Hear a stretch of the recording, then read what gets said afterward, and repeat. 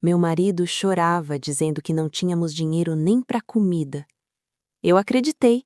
Vendi minhas joias, cancelei meu plano de saúde e passei anos comendo macarrão todo dia. Até o dia que encontrei a senha do computador dele.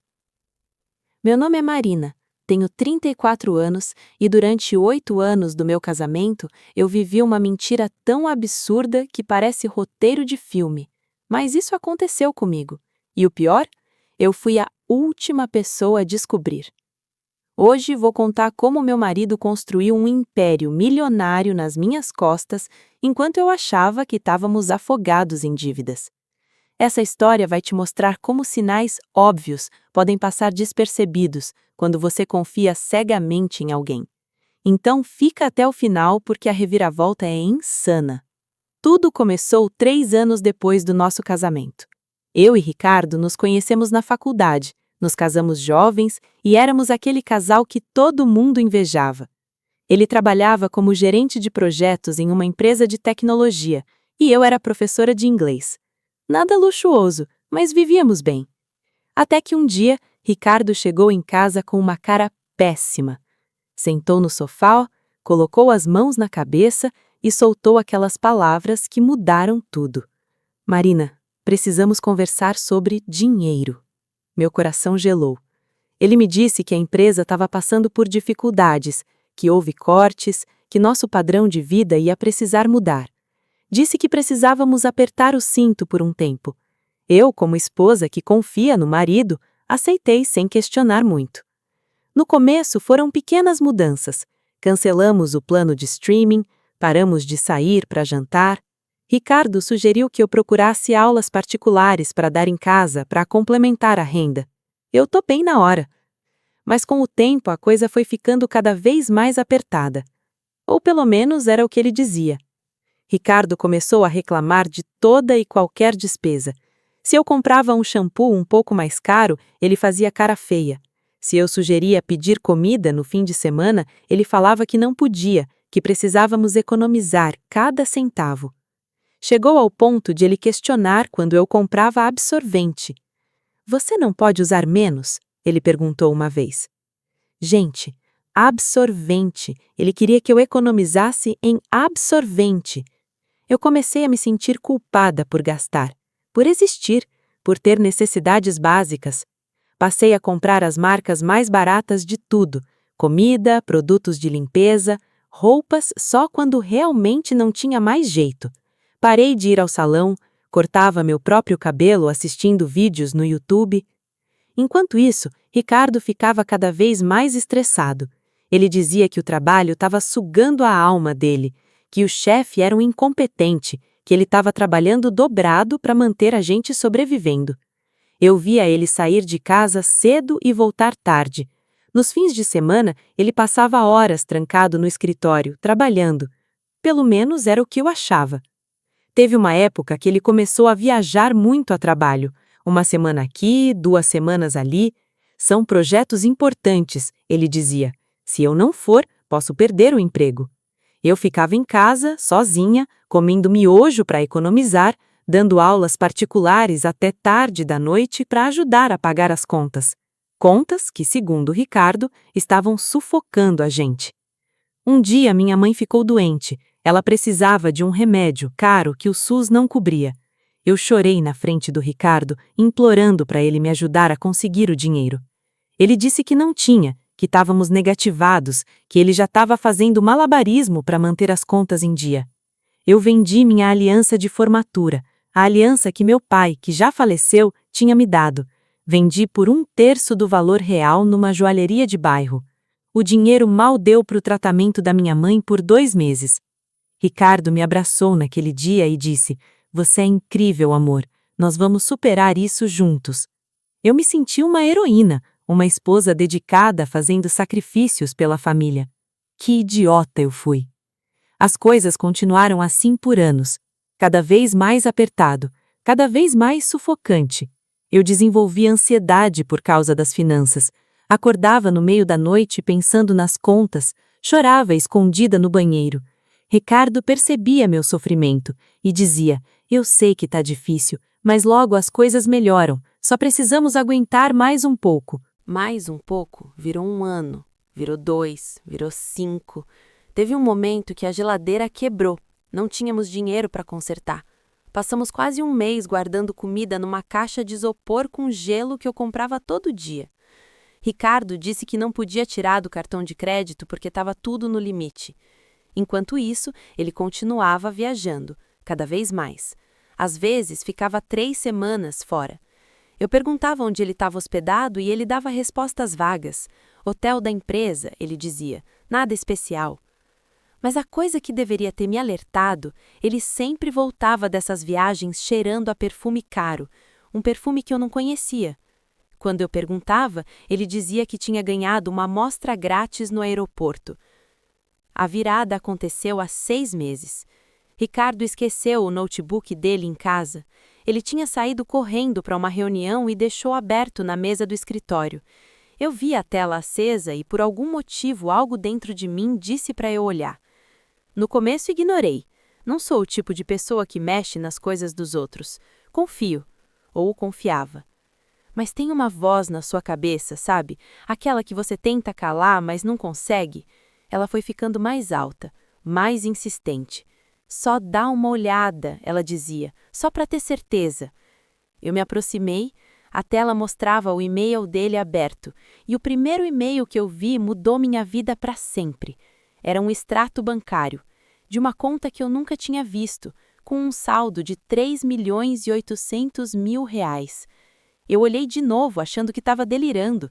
Pisquei, balancei a cabeça, mas o número continuava lá, 3,8 milhões. Minhas pernas fraquejaram. Sentei na cadeira dele em choque. Eu não conseguia processar o que estava vendo. Comecei a rolar os e-mails, extratos, investimentos, ações, imóveis, uma vida financeira completamente paralela da qual eu não sabia absolutamente nada. E então eu vi os e-mails pessoais. Amor, a Júlia está com saudade. Quando você volta? Papai, você prometeu que ia me levar no parque. Querido, transferi o dinheiro da escola das crianças. Beijos. Crianças. Júlia. Eu comecei a tremer. Minhas mãos não obedeciam mais meu cérebro. Cliquei em outro e-mail. Fotos. Uma mulher bonita, loira, sorrindo. 2 crianças pequenas, um menino e uma menina, abraçando o Ricardo. Eles estavam numa praia, felizes, parecendo uma família de propaganda de margarina. A data da foto? 3 semanas atrás, na época em que ele disse que estava em São Paulo a trabalho. Continuei fuçando como uma pessoa possuída. Descobri que ele tinha uma casa no nome dele em um condomínio de luxo. Descobri que as crianças tinham 6 e 4 anos. Descobri que a mulher, Cláudia, achava que ela era a esposa legítima dele. Nos e-mails, ela chamava ele de marido. Ela não sabia que eu existia. E sabe o que era pior? Ele gastava dinheiro com ela sem pestanejar. Viagens internacionais, escolas particulares caríssimas, roupas de marca, restaurantes chiques. Tudo que ele dizia que não podíamos ter, ele tinha com ela. Enquanto eu comia macarrão todo santo dia, a outra família dele jantava em restaurantes japoneses. Enquanto eu vendia a aliança do meu pai, ele comprava joias para ela. Enquanto eu cortava meu próprio cabelo, ele pagava salão de luxo para ela. Eu imprimi tudo, cada extrato, cada e-mail, cada foto, botei numa pasta e esperei ele chegar. Quando o Ricardo abriu a porta naquela noite, eu estava sentada na sala, no escuro, com a pasta no colo. Oi, amor, desculpa ter esquecido o note, ele começou. Senta, eu disse. O tom da minha voz fez ele parar. Ele me olhou confuso e sentou na poltrona na minha frente. Eu joguei a pasta no colo dele. Abre. Ele abriu, e eu vi a cor sumir do rosto dele em tempo real. Foi quase cômico, se não fosse tão trágico. Marina, eu posso explicar. Explica então. Explica como você tem milhões, enquanto eu vendia a aliança do meu pai para comprar remédio para minha mãe. Explica como você tem uma segunda família, enquanto eu passo fome para economizar. Vai, quero ouvir. Ele tentou gaguejar alguma coisa, mas não saía nada coerente. Só desculpas vazias. Mentiras em cima de mentiras tentando encobrir 8 anos de traição. Descobri naquela noite pedaços da verdade.